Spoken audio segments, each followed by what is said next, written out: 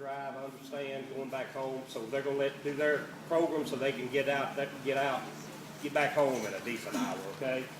Mark? About 3 years ago, was the anniversary reenactment of Shiloh, a real big deal, 150th anniversary. And it was bad, muddy, wet. I don't know who all was there, but I was going down through the fairway while the vendors' suitors were. This fellow comes walking by himself right up the middle, and I said, "My golly." He was General Lee. And we stopped, he talked to me at great lengths, and I said, "We sure would like to get you to our camp sometime." He said he'd love to come. Let me know. Well, sure enough, 3 years later. But it was an honor then to talk to him. He's like salt of the earth. He's one of us, and Bill Stofel and his wife. Y'all give a Tippah Tiger welcome.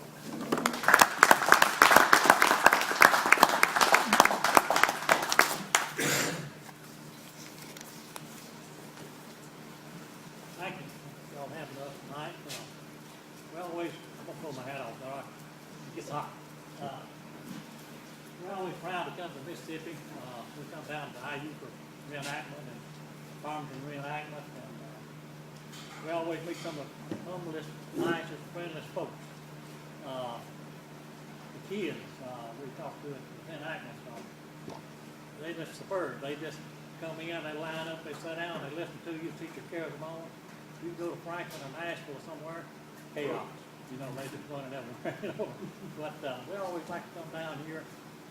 We was kind of lost this afternoon coming in, and we went by here a couple of times, and I went out here on the road, about 3 miles out, and I turned around and come back, and the man was behind me the whole time. I put on my brakes, and I speed up a little bit, and I was sitting there, she was trying to put him in her phone, and he come back, and he said, "Are y'all lost?" He turned around and come back now. He said, "Y'all lost?" And I said, "Yeah," told him where I was trying to find everything. And he turned around and went back the other way, just like he was going.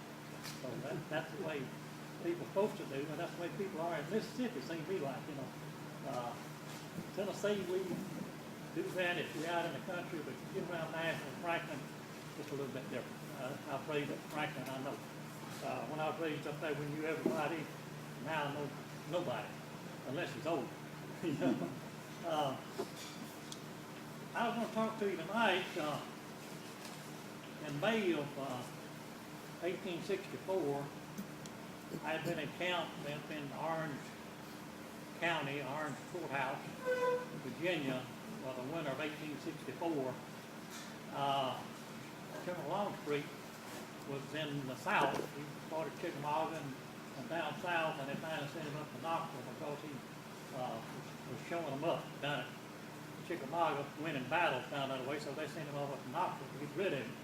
But anyway, I was camped out up in the Orange Courthouse up in Virginia, across the Rapidan River.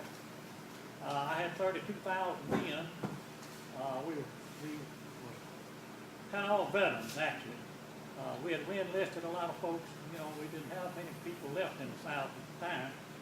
General Longstreet was camped out below us, down between there and Appomattox.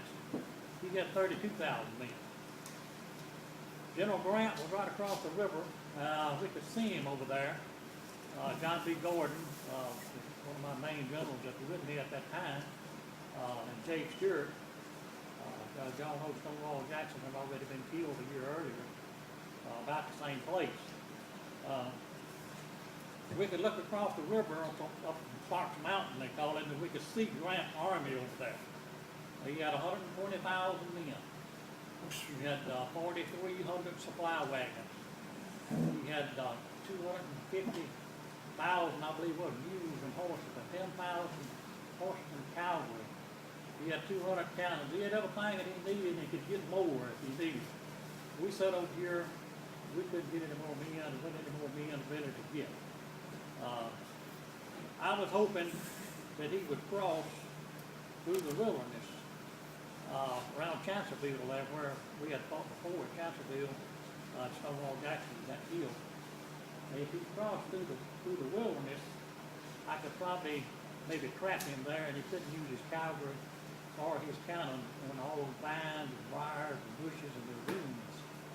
I think some of Grant's generals wanted to go a different direction, but he thought he could slip through the wilderness before I found out about it, and he could be out in the open, and then he'd get between me and Richmond. But we was watching him all the time he was doing that. I've got a chart here, and I like to go by because I'm getting old and forgetful, it seems like, and sometimes I forget where I'm talking about it. I'm not looking at something, but and I forgot to tell you, this is the main thing. He got 850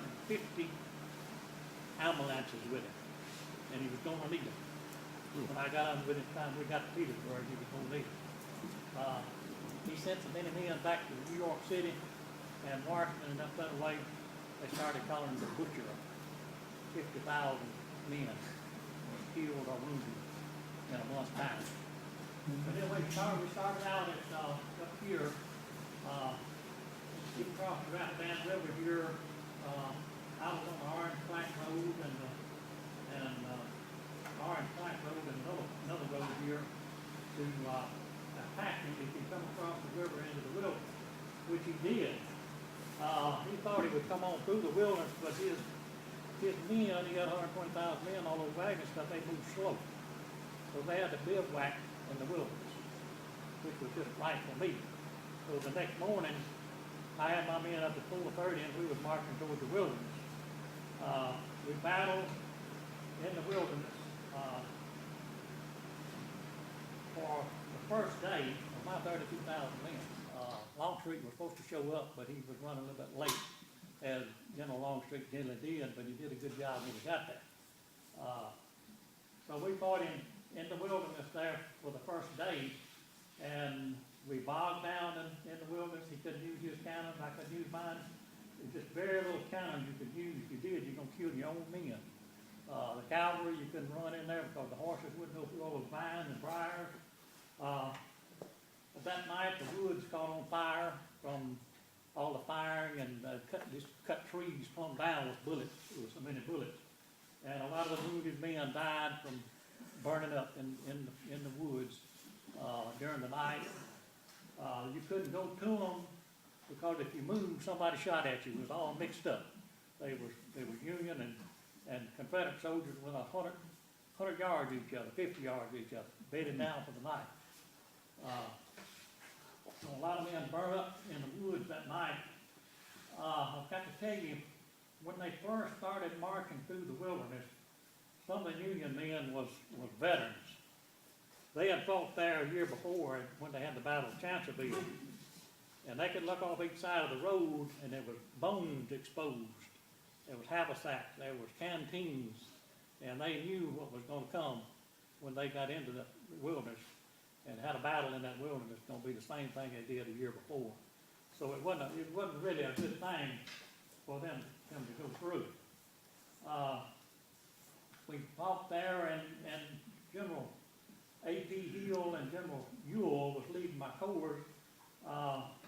A.P. Hill got bogged down in the wilderness when nightfall comes, so they just bivouacked right in the wilderness with their guns and stayed in there. And if they could get a drink of water, they got some out of the streams, or they got some food that they had in their haversacks and stuff.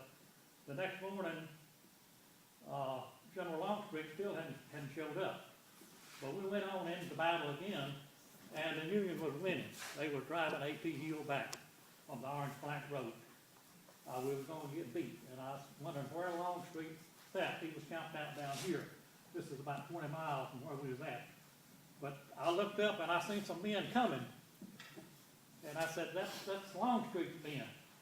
And I was trying to rally the troops myself, trying to make them go back. And they come by me, and I said, men, who are y'all? Where did y'all come from? They said, we're Texas men. He said, Texas always drives them back. Let's go, men. So we started in the battle with them. And they said, go back, General Lee, go back.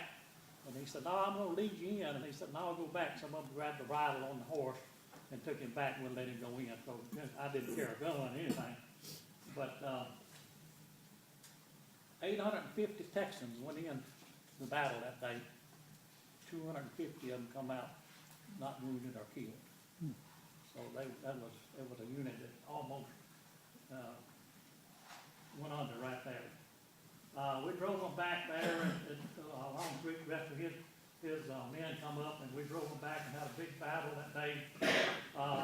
That night, General Grant, had lost 17,000 men, killed and wounded. I had lost 10,000 men, killed and wounded.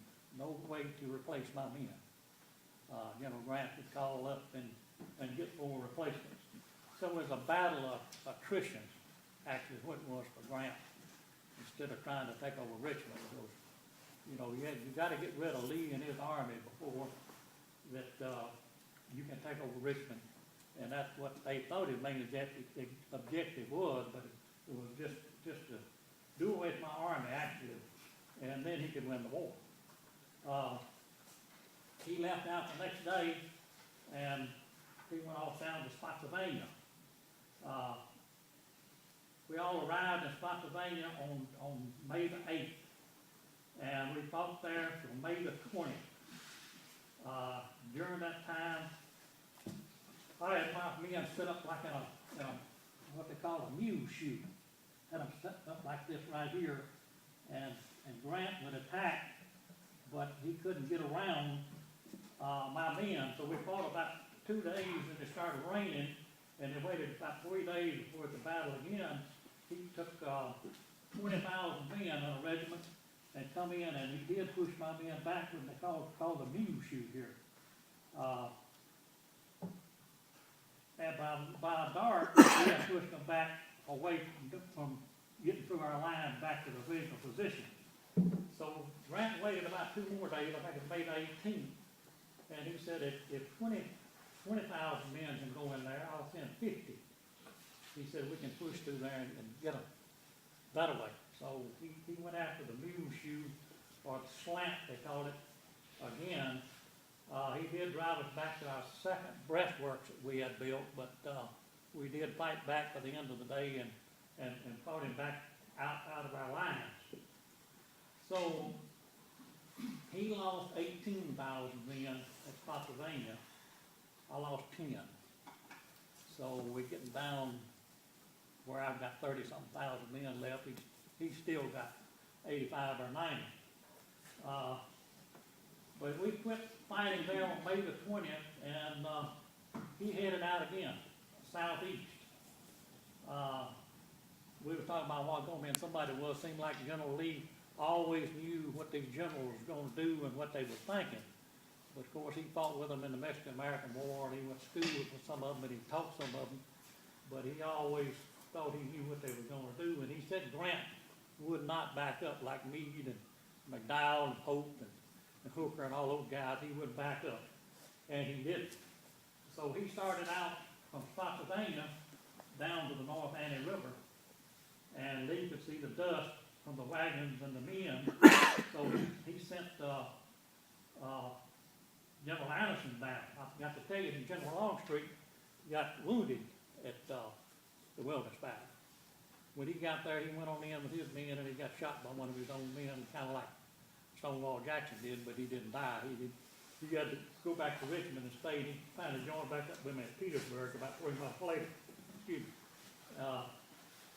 But anyway, I lost General Longstreet, so I put General Anderson in his place.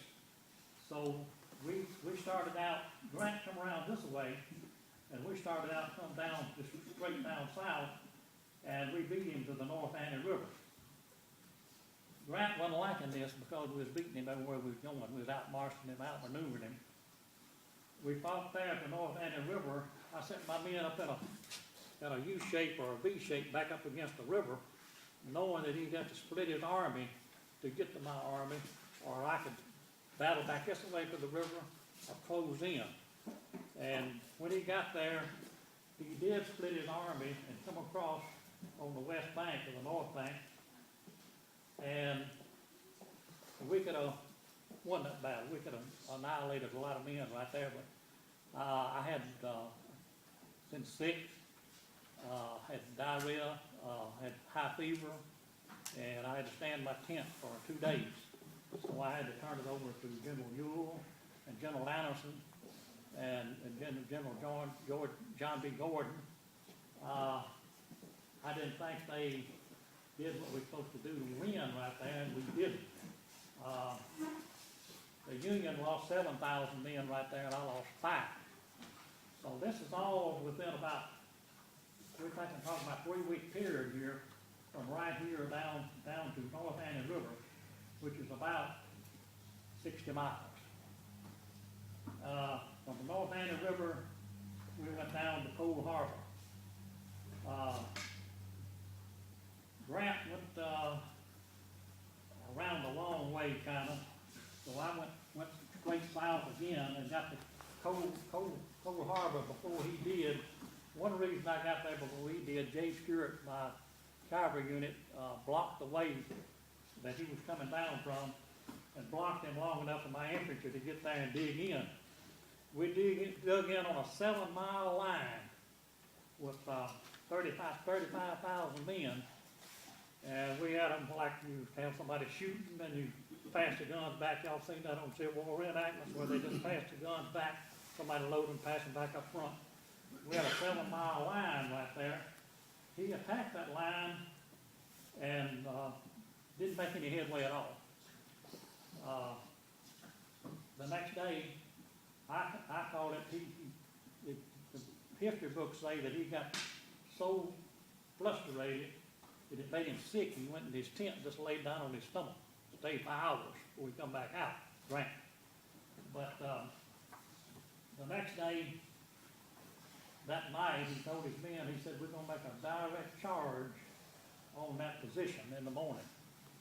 So that night, a lot of the Union men, they took pieces of paper and cloth and wrote their names and rank and pinned it in the back of their coat. They knew what was coming. If they charged that 7-mile line right there, it's probably going to be a lot of bloodshed. The next morning at 5:30, when they got up and they charged that line, the history books say that within the first few minutes, 7,000 Union soldiers were killed or wounded at Cold Harbor. Some of the battles that they have down through here, like Spotsylvania, and the Cold Harbor, where they had the breastworks, the men would be standing on top of each other, these breastworks shooting up through them or shooting over them. When Lee and Grant got together, like nobody else that I had fought, it was war. It was really war when we got together. Before that, we'd fight 2 days, back up, fight 6 months later. But this was all-out war right here. We beat Grant real bad here, he said in his memoirs. That was one charge he wished he never made at Cold Harbor. He got all of them men killed, just 12,000 men in just a few hours. I lost around 1,500 men, he lost 12,000 at Cold Harbor. So that kind of evened the odds up. We left from Cold Harbor, and of course, I thought he was going to go into Richmond, but he didn't care anything about Richmond. He was trying to win every battle he could and annihilate every man I had. So we went on down to Richmond, and we went on the west side of Richmond and set up at Petersburg on a 35-mile line with 30-something thousand men. That was pretty thin. And we set up 3 forts along that line. And we started there in July, and we dug trenches like they did in World War I. We built huts. We built the vine, take the big vines and weave them together and fill them up with dirt. We did everything we could to keep the cannon shells coming in, firing coming in. And we sat right there in Petersburg from July of 1864 and fought most every day, or they shelled us most every day for the next 6 months. It was under siege for the next 6 months. General Grant sent a dispatcher one day over to me, and he said, General Grant wanted me to tell you that he knows what you have for breakfast every morning. And he said, well, he said, I'll tell you, if General Grant knew what I had for breakfast, unless he's fallen from grace, I think he'd send me part of his over here. But he said, when you go back, you tell him, I even know what he has for supper, he ain't got nothing on me. So they kind of joked back and forth across the line with each other, I think, a little bit.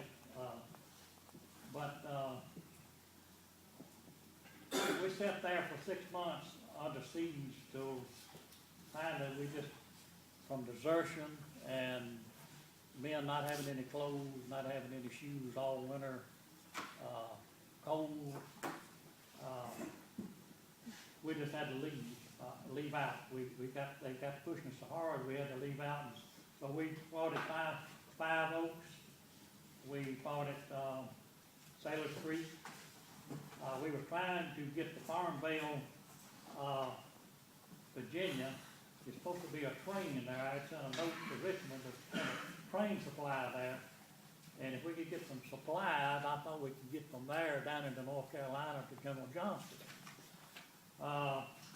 General Sheridan interrupted that. He captured that supply train. We got to Farmville. It was gone. There wasn't nothing there. The only thing we could do was push on. We pushed on to towards Appomattox. I knew it wasn't nothing to do but to give up, but my men didn't want to. They would fight to death. But not to cause any more attrition and bloodshed and everything that went along with the war. And they were starving to death. They didn't have any food. They hadn't had any food sometime in 4 or 5 days. But they, like I say, they're still willing to fight. But there wasn't anything for me to do but really give up at Appomattox to General Grant. I had something I was going to read here, and I can't find it. I guess I left it at home. But I really didn't want to give up. I've read about General Lee. Later on, he was in Texas, and the governor down there asked him about giving up. And he said, if I knew what Reconstruction was going to be like, he said, I'd have rode up and down them Union lines till they shot me to death. He said, I'd have had myself killed right there if I knew what Reconstruction was going to be like before I surrendered. But he did encourage, some of his men wanted to do guerrilla warfare. And he didn't want to do guerrilla warfare. He said, we need to take what few men we got and go home, boys, and start the South over again and build our South back up. And what he did, he left Richmond, Virginia, and had a job at Washington College, where he stayed for the last 5 years of his life. And he was the president of Washington College over in Lexington, Virginia. And so he taught all the young men in the South to be Christians, and then taught them how to make a living and to be lawyers and doctors and farmers or whatever they wanted to be. He is buried there now in a chapel that he built where he worshiped every morning. I'm sure some of y'all probably been there. If you hadn't, you ought to go there and see that. He's got a chapel that he built there, and he worshipped there every morning. They got a bench sitting over there where he got a plaque where he sit every morning. And he preferred that every child there be a person there be a Christian when they left. He's buried there in that chapel. His office is in the basement of that chapel. And when he died in 1870, they say has nothing been moved since he left it 2 weeks earlier before he died. All the papers still down on an old table. You see all that stuff. And I took a picture of it. Lady hollered at me and said, "You're not supposed to take pictures." But I got one anyway. But I think he was a great man. I just told you just a little something about him. I didn't know it. You know, I did infantry for 6 years, and I got to be 70 years old, and I said, I got to quit this. These young boys killing me. So I did cannons for a little while, and my wife said, "You losing hearing." So I met this guy that was doing Robert E. Lee, David Chattis. And I said, "You think I could probably maybe do Lee?" I'm not a speaker. And he said, why don't you go with me 2 or 3 times and see what you think? So I went with him, you know, and dressed up, you know, like one of his, cohorts or something. And, he said, you got brown eyes. He said, Lee, you got brown eyes. You're about 6 foot tall. He said, your foot's too big, but nobody won't look down. Don't worry about that. So I've been doing Lee about 3.5 years. I enjoy it. I don't talk a lot, but when I go to a few places. Go to Mississippi more than do anywhere else. But I enjoy doing it, and I thank y'all for listening. If y'all got any questions, I'd be glad to answer. You covered it very well.